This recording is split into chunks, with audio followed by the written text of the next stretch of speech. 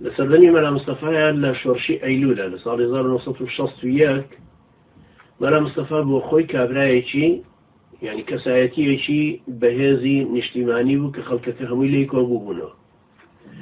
ئەوانەی کە ئەهلی ئیسلام بوون بە شێوەیەکی گشتی بۆ مەلایە نەزانی و لەقەبی مەلایەتیەکەی و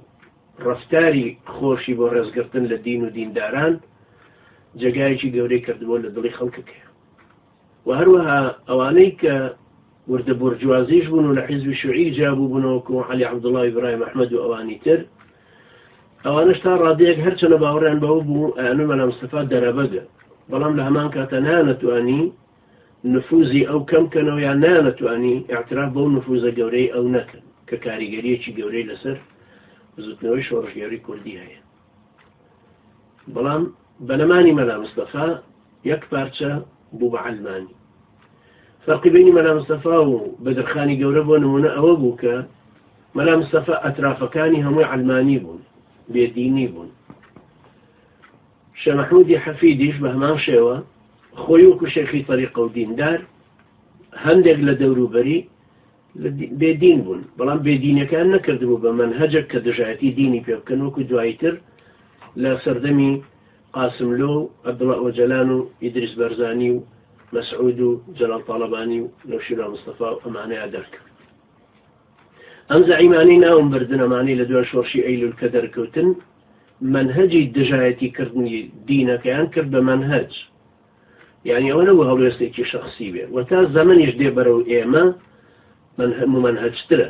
بۆی ئێستا کوردایەتی ئەوانانی کافر دژایەتی ئیسلام زیاترەکەن لە باشووری کوردستانە وەک لە 20 ساڵ لەمەوە پێش بووە نمونە. ئێمە لێرە ئەمانە ئەمە بپرسین بڵێن باشە بۆچی ئیسلامیەکان لەگەڵ ئەوەیە کە ئەژزانن ئەم کوردایەتی ئەوانانە لە مەدای 50 بۆ 60 ساڵی ڕابردووە محارەبەی ئیسلامەکەن بە شێوەیەکی سڕی و عەلەنی کە ئێستا هیچ شتە سڕی نەماوە. بۆچی لە هەمان کاتە ئەمانە هەر شوێنیان کەوتون و یەکەم لە وڵاتێکی مەیلیشیایین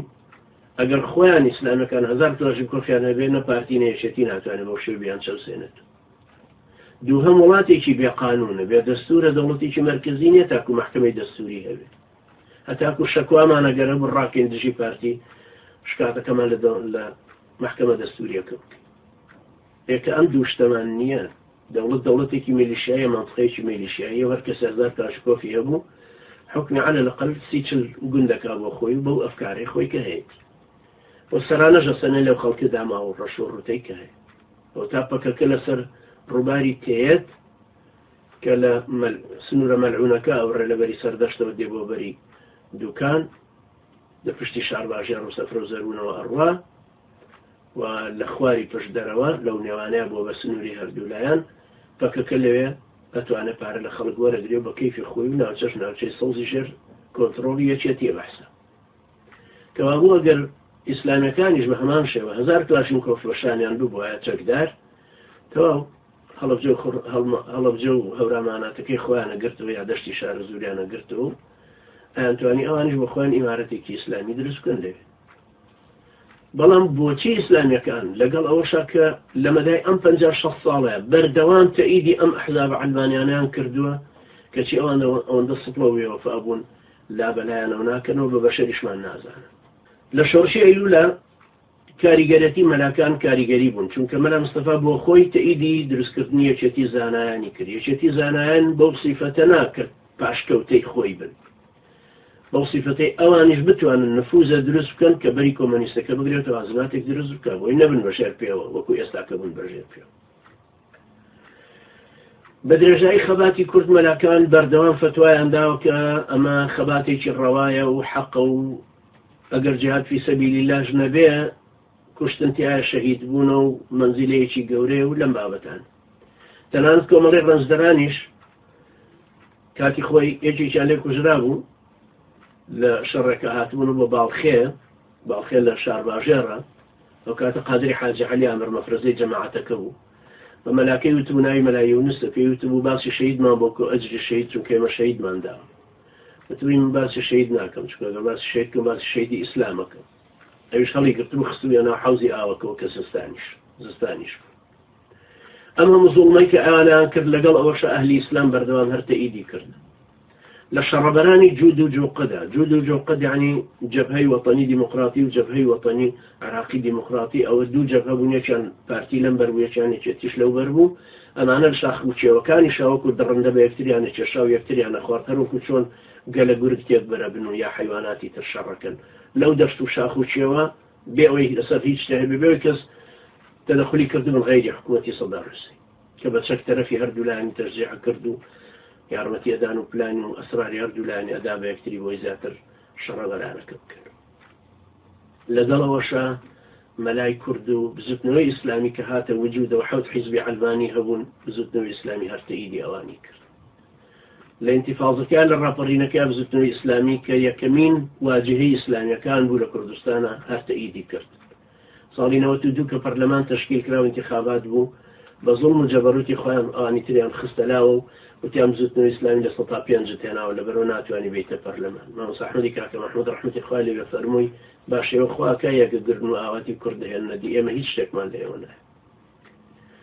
يا كمين وفدي كرديش كدروز بولا حكومتي كردي فؤاد معصومة يا كمين حكومت بو من ليش يوم لو وفدكاني بزوتنو إسلامي لها قال ما نصر شام محمدي برزنجي رحمة إخوالي به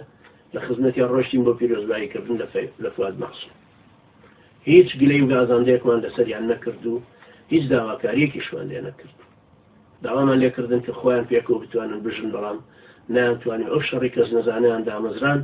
کە تۆپ لە کەس نەزانەوەیدا بە فندق هەورامانەوە فندق هەورامانیش لێەوە ساڕۆخیەوە شاندەوە بۆ کەس نەزان هەردوو لاشیان لە هەردوو تەرەفیشیانە مخابراتی ئێرانی و قەرارگا هەبوو لەم لە ئاغا عیبادی و لەو لە ئاغا عەلی ئەکبەری ئەو شەڕانەش کە ڕوویدا هەمووی هەر ئاوا بوو لەگەڵ ئەوەشا دیسان ئیسلامەکان هەر تەئیدیان کرد هەر لەگەڵیانە بوو ئەو پرۆژانەی تەقدیمیانە کرد هەر لەگەڵیانە بوو پێشتر کۆبوونەوە کرا مؤتەمەرێک لە بەیروت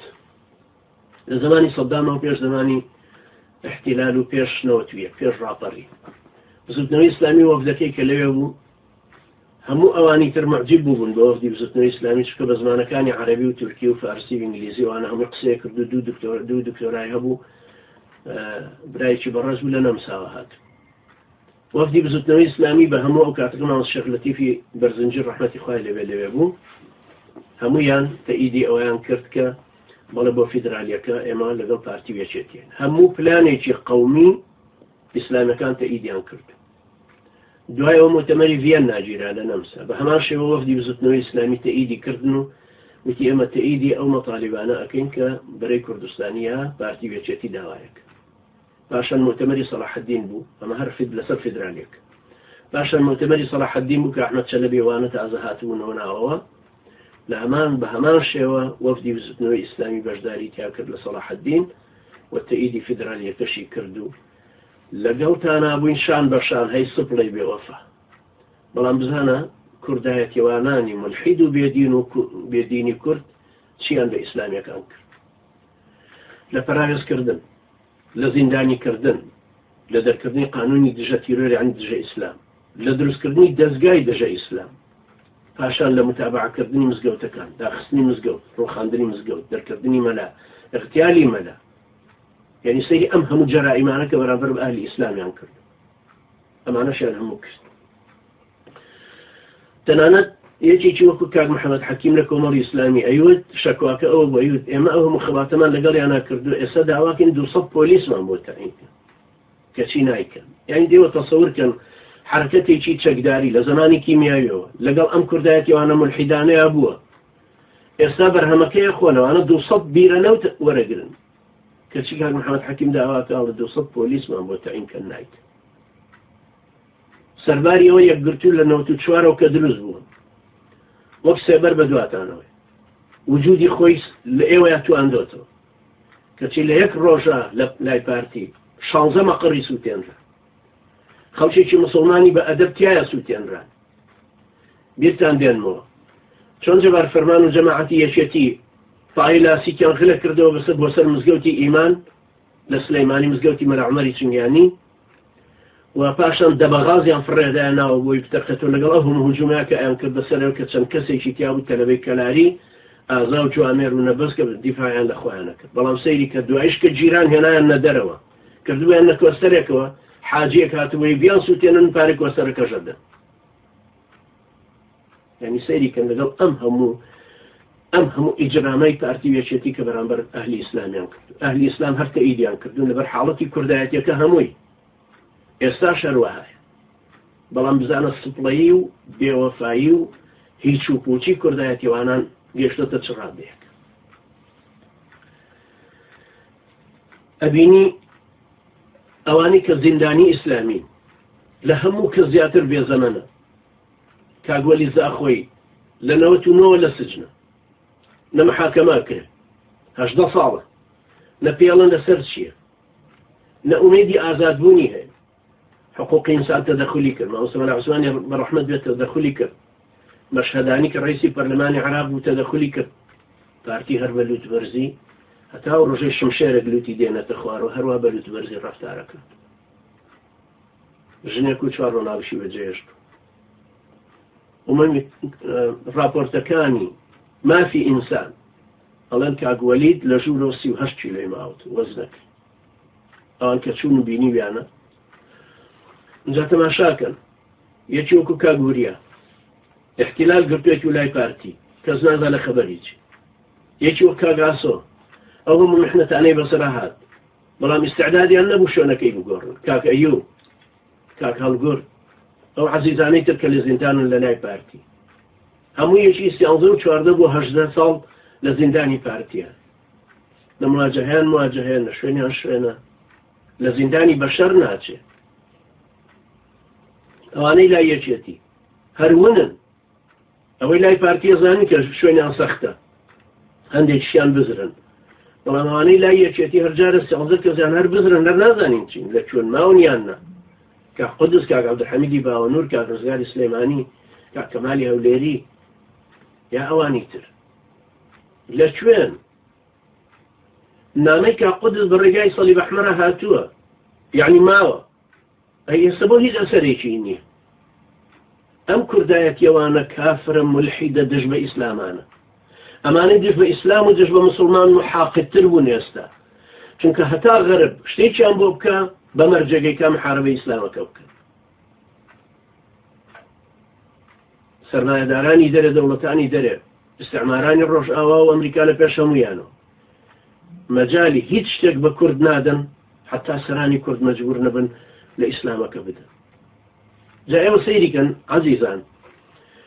تەسەورکەن جوولەکەیەکی کورد نەهاتووە بڵێ کاکەوە منش جوولەکەم وجودم لە کوردستانەیە کەچی پارتی هاتووە 4 کەسی لە وەزارەتی ئەوقاف کردووە بە جوولەکە یعنی بە ناوی جوولەکەەوە قساکەم خۆشیان جوولەکە نین ئینشاڵڵا لە سەردەمانەکە ناوەکانیان بڵاوکەم خۆی و باوکو و باپیری هەمووی مسڵمانن